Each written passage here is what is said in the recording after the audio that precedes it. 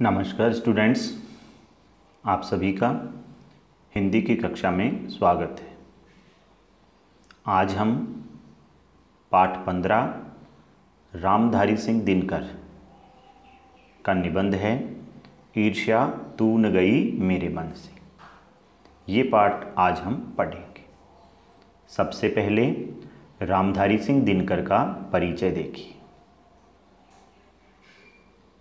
रामधारी सिंह दिनकर का जन्म सन 1908 ईस्वी और मृत्यु सन 1974 ईस्वी में हुई थी। जीवन परिचय। राष्ट्रीय सांस्कृतिक काव्य धारा के प्रमुख कवियों में दिनकर का नाम अग्रगण्य है। जब राष्ट्रीय और सांस्कृतिक कविताओं की बात आती है तब दिनकर का नाम अग्रगण्य यानी सबसे आगे गिना जाता है। मैथिली शरण गुप्त के बाद दिनकर राष्ट्र कवि के रूप में जाने जाते हैं। देखिए, या तो मैथिली शरण गुप्त को राष्ट्रीय कवि के तौर पर जाना जाता है या फिर जो है वो रामधारी सिंह दिनकर को एक राष्ट्र कवि के रूप में जाना जाता है, नेशनल पोइट के रूप में। रामधारी सिंह दिनकर का जन्म बिहार के मुंगेर जिले के सिमरिया गांव में एक साधारण किसान परिवार में हुआ। उनकी बीए तक की शिक्षा पटना यूनिवर्सिटी में हुई। विभिन्न विभागों में अपनी सेवाएं देने के बाद गृह मंत्रालय होम मिनिस्ट्री में हिंदी सलाहकार का पद संभाला था। उनकी प्रमुख रचनाओं में उर्वशी को भारतीय ज्ञानपीठ पुरस्कार मिला हुआ है।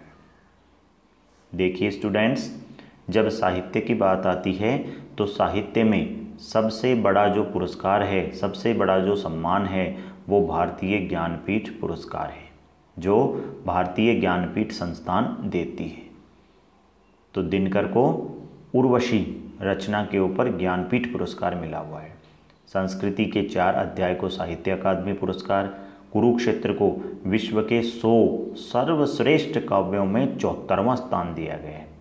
दुनिया की श्रेष्ठ जो 100 कविताएं हैं उन कविताओं में कुरुक्षेत्र को 74वां स्थान दिया गया है। वे 1952 में भारतीय संसद के सदस्य भी रहे हैं। दिनकर भारत सरकार द्वारा उनको पद्म भूषण से अलंकृत किया गया है। उनकी रचनाएं देखिए, रेणुका, हुंकार, रसवंती, कुरुक्षेत्र, उर्वशी और परशुराम की प्रतीक्षा। पाठ का परिचय। ईर्ष्या तू न गई मेरे मन से। देखिए, ईर्ष्या एक मन का भाव है, एक फीलिंग है। इसमें व्यक्ति दूसरे के पास जो चीज़ें हैं उन चीज़ों को देखकर खुश नहीं होता है बल्कि जलता रहता है। उसी मन के भाव की एक व्याख्या यहाँ पर इस पाठ में की गई है कि जब व्यक्ति के मन में ये भाव उत्पन्न होता है तब व्यक्ति की क्या स्थिति होती है। तो ईर्ष्या तू न गई मेरे मन से पाठ अर्धनारीश्वर पुस्तक से लिया गया है। प्रस्तुत निबंध में कवि रामधारी सिंह दिनकर ने मानव चरित्र की सबसे भयंकर बुराई ईर्ष्या के बारे में बताया है। इस पाठ में दिनकर ने मानव के चरित्र की सबसे भयंकर यदि कोई बुराई है तो वो है ईर्ष्या, और उसी के ऊपर इस पाठ में चर्चा की गई है। कवि ने ईर्ष्यालु मनुष्य के चरित्र की कमजोरियों को कई उदाहरणों के माध्यम से स्पष्ट किया है कि किस प्रकार ईर्ष्यालु व्यक्ति अपने पास उपलब्ध साधनों से आनंद न उठाकर दूसरों के पास उपलब्ध साधनों से कूदकर जलकर अपने जीवन मूल्यों का ह्रास करता है। ह्रास का मतलब होता है कमी करना, नष्ट करना। तो एक ईर्ष्यालु व्यक्ति जो है उसके पास जो भी चीज़ें हैं उन चीज़ों से वो आनंद नहीं उठाता है बल्कि दूसरों के पास जो चीज़ें हैं उन चीज़ों को देखकर जलता रहता है और अपने जीवन मूल्यों का ह्रास करता है। जीवन मूल्य क्या है? ईमानदारी, सच्चाई, अहिंसा, ठीक है, ये सब जीवन के मूल्य हैं। मानवता। जब व्यक्ति के मन में ईर्ष्या नामक मनोभाव उत्पन्न होता है तो इन सब चीज़ों का ह्रास हो जाता है, इन सब चीज़ों का विनाश हो जाता है। कवि दिनकर ने एक तरफ ईर्ष्यालु लोगों से बचने का उपाय बताया है, तो दूसरी तरफ जो लोग ईर्ष्यालु स्वभाव के हैं वे किस प्रकार ईर्ष्या की लत से बच सकते हैं, इसके लिए उन्होंने रास्ता सुझाया है। देखिए, अभी तक जो अपन ने बातें पढ़ी है, 3 बातें आ गई। एक तो ईर्ष्या। ईर्ष्या क्या है? ईर्ष्या मन का एक भाव है। दूसरी बात है कि ईर्ष्यालु व्यक्ति की क्या विशेषता है? ईर्ष्यालु व्यक्ति की ये विशेषता है कि वो अपने पास उपलब्ध साधनों से आनंद नहीं उठाता है, बल्कि दूसरों के पास जो साधन है उनको देखकर जलता रहता है। तो बातें। तीसरी बात दिनकर ने बताई है कि हम ईर्ष्यालु लोगों से कैसे बच सकते हैं, हम लोग।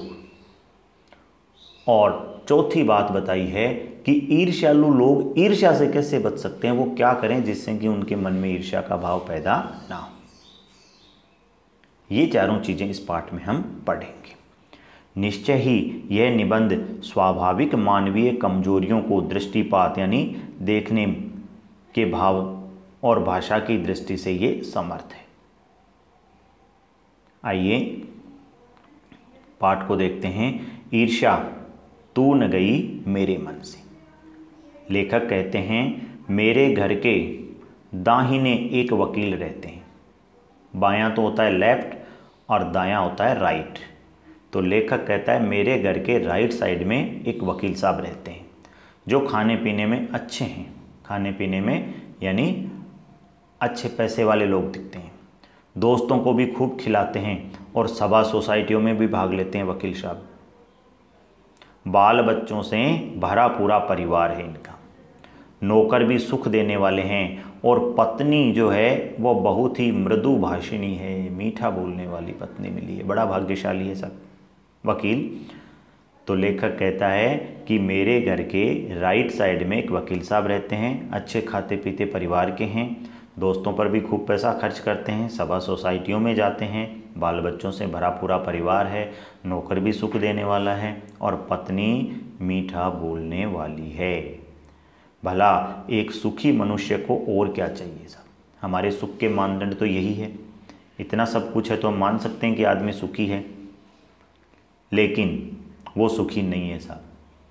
अब कौन सा दाह, कौन सी जलन है उनके मन में कि वो सुखी नहीं है? मैं भली भांति जानता हूँ। लेखक कहता है कि मैं जानता हूँ वकील साहब सुखी क्यों नहीं है। दरअसल उनके बगल में जो एक बीमा एजेंट है उसके वैभव की वृद्धि से वकील साहब का कलेजा जलता रहता है। तो वकील साहब के पास सब कुछ है फिर भी सुखी नहीं है। क्यों नहीं है? क्योंकि वकील साहब के पास में एक बीमा एजेंट है, इंश्योरेंस एजेंट है, और उसके पास खूब सारा पैसा है साहब, बहुत धनवान है। वकील साहब उसकी जो उन्नति है, जो तरक्की है, जो पैसा है, उससे रात दिन जलते रहते हैं। वकील साहब को भगवान ने जो कुछ दे रखा है वह उनके लिए काफ़ी नहीं दिखता है। वकील साहब को लगता है कि उनके पास जो चीज़ें हैं वो काफ़ी नहीं है, इनफ नहीं है, उन्हें और चाहिए। वह इस चिंता में भुने जा रहे हैं यानी जले जा रहे हैं कि काश एजेंट की मोटर, उसकी मासिक आय, मंथली इनकम और उसकी तड़क भड़क मेरी भी हुई होती।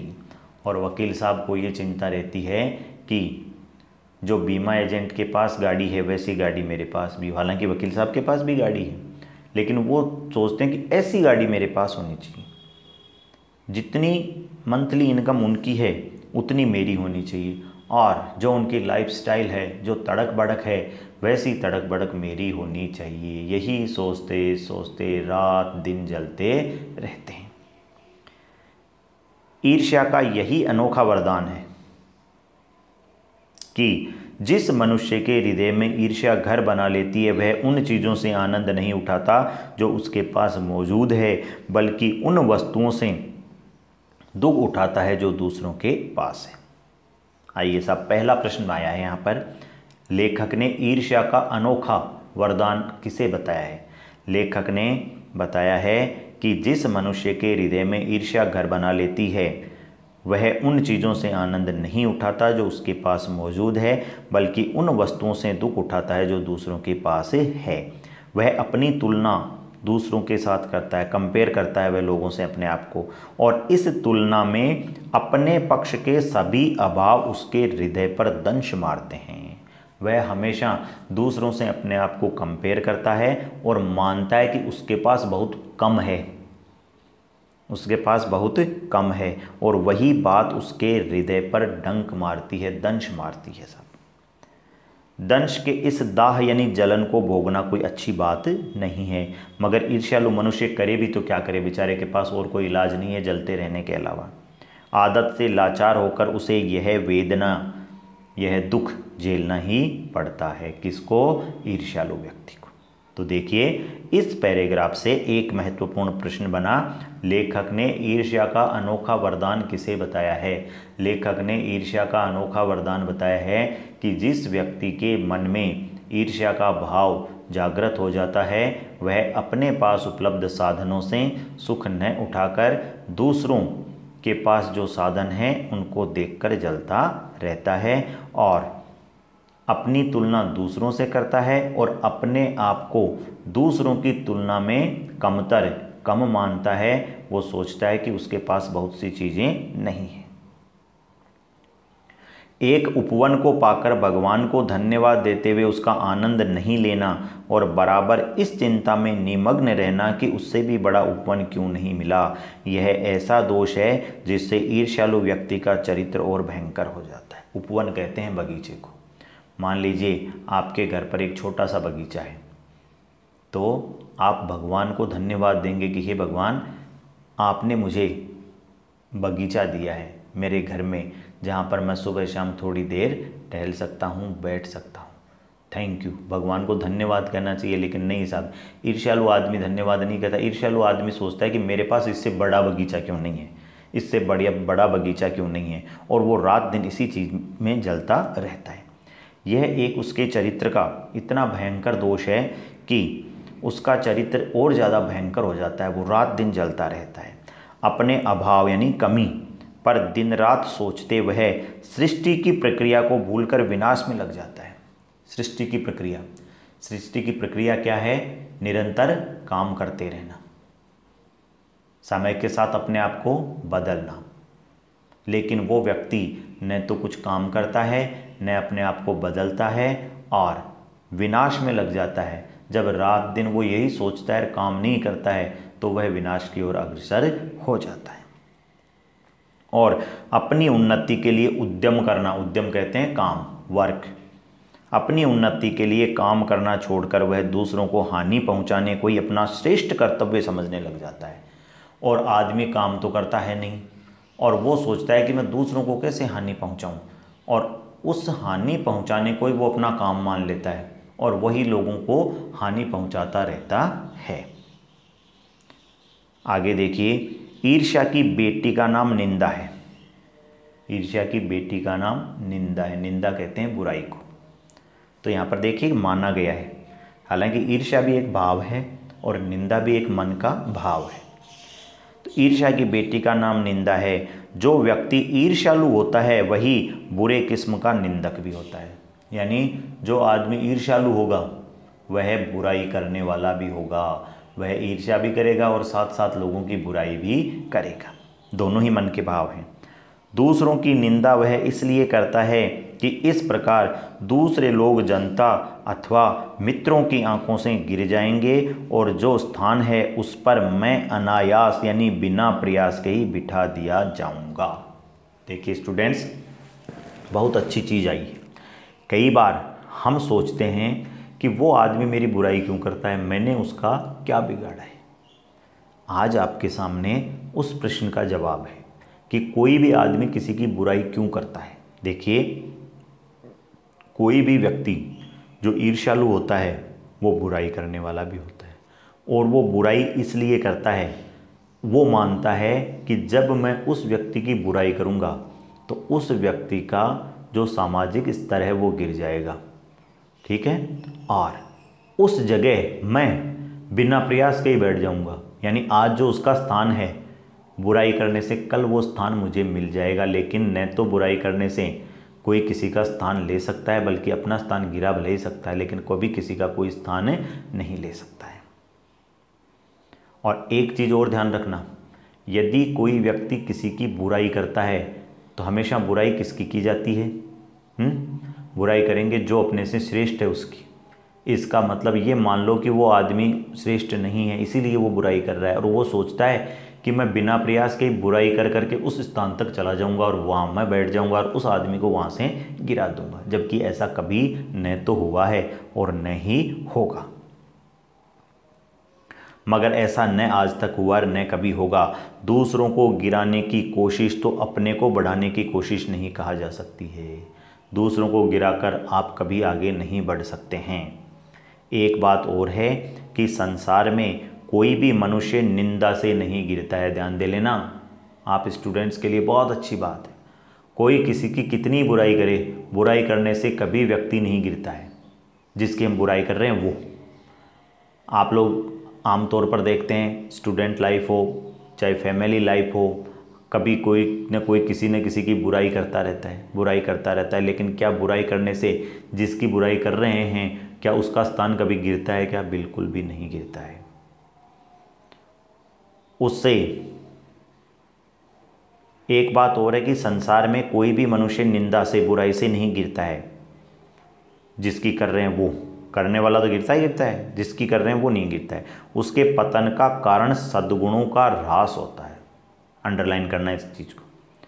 मान लो एक स्टूडेंट है जो 90+ मार्क्स लाता है और एक स्टूडेंट है जो 50% मार्क्स लाता है।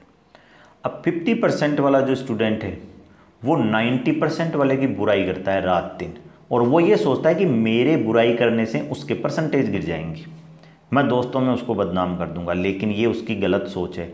बुराई करने से कभी उसके परसेंटेज नहीं गिरते हैं। हाँ, मान लीजिए आज वो 90 ला रहा है और अगले साल उसके 70 आए हैं, तो उसकी बुराई से नहीं आए, हो सकता है उसने काम करना कम कर दिया, स्टडी कम कर दी, इसलिए उसके परसेंटेज गिरे हैं, और वो खुश होता है कि मैंने बुराई की इसलिए गिरे हैं। तो कभी भी किसी की बुराई से किसी व्यक्ति के सद्गुणों का ह्रास यानी कमी नहीं होती है। कमी होती है जब वो काम नहीं करता है, जब उसके अच्छे गुणों में कमी आती है। इसी प्रकार कोई भी मनुष्य दूसरों की निंदा करने से अपनी उन्नति नहीं कर सकता है। उन्नति तो तभी होगी जब वह अपने चरित्र को, कैरेक्टर को निर्मल बनाए और अपने गुणों का विकास करे। तो देखिए, ईर्ष्या का काम जलाना है, मगर सबसे पहले वह उसी को जलाती है जिसके हृदय में उसका जन्म होता है। ईर्ष्या का क्या काम है? ईर्ष्या का काम है जलाना। किसको जलाती है? ये खुद को ही जलाती है जिसके हृदय में इसका जन्म होता है। आप भी ऐसे बहुत से लोगों को जानते होंगे जो ईर्ष्या और द्वेष, बुराई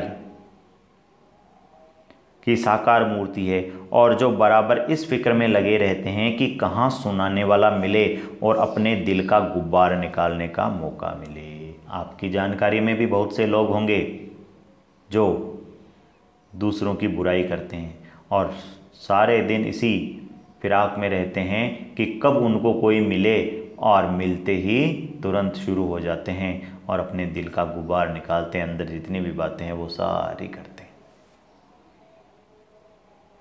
श्रोता यानी सुनने वाला मिलते ही उनका ग्रामोफोन, रेडियो चालू हो जाता है और वे बड़ी ही होशियारी के साथ एक एक कांड इस ढंग से सुनाते हैं मानो विश्व कल्याण को छोड़कर उनका और कोई ध्येय नहीं है। और जैसे ही कोई मिलता है, मिलते ही तुरंत वो सुनाते हैं, अरे सुना क्या तूने? हैं वो हो गया, वो वहाँ मिला था, उसने ऐसा कर दिया, उसने ऐसा कर दिया। भाई तेरे को क्या मिल रहा है ऐसा करने से? लेकिन ये उसकी आदत है। तुरंत आप लोग समझ जाओ कि हाँ ये आदमी बुराई कर रहा है, इसका मतलब ये ईर्ष्यालु भी है। क्योंकि अभी अपन ने पढ़ा था ईर्ष्या की बेटी का नाम निंदा है। जो ईर्ष्यालु होता है वो बुराई करने वाला भी होता है, और एक एक चीज़ को बड़े ही ढंग से, बड़े ही तरीके से ऐसे समझाता है जैसे मान लो कोई दुनिया के कल्याण का ही काम कर रहा हो। अब जरा अपने इतिहास को देखिए और समझने की कोशिश कीजिए कि जब से उन्होंने इस सुकर्म, अच्छे काम का आरंभ किया, हालांकि सुकर्म नहीं है वो तो गलत काम है, यहाँ व्यंग्य किया गया है, तब से वे अपने क्षेत्र में आगे बढ़े हैं या पीछे हटे हैं। जो लोग बुराई करता है वो कभी आगे नहीं बढ़ता है, हमेशा पीछे ही रहता है। यह भी कि वे निंदा करने में संयम और शक्ति का अपव्यय नहीं करते तो आज उनका स्थान कहाँ होता, आज उनका स्थान बहुत ऊपर होता। लेकिन उन्होंने अपना जो टाइम है वो लोगों की बुराई करने में बिता दिया है और अपनी शक्ति का उन्होंने अपव्यय किया। वही शक्ति, वही पावर वो यदि किसी अच्छे काम में लगाते तो आज उनकी उन्नति हो जाती। तो स्टूडेंट्स, ये अपना